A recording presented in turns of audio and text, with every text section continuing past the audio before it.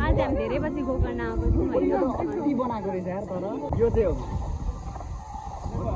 यहाँ भित्र छुट्टै पस्न हुँदैन थियो एड्रेस त छ है किराकी अनि प्यारेन्ट्सहरूले चाहिँ मस्त यहाँनिर चाहिँ अब यस्तो बनाउनु र जसलाई भनेर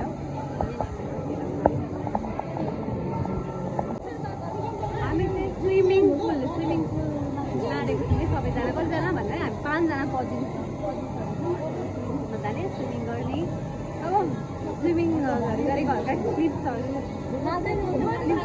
आउँदैन किन भन्दाखेरि चार्जहरू बढ्छ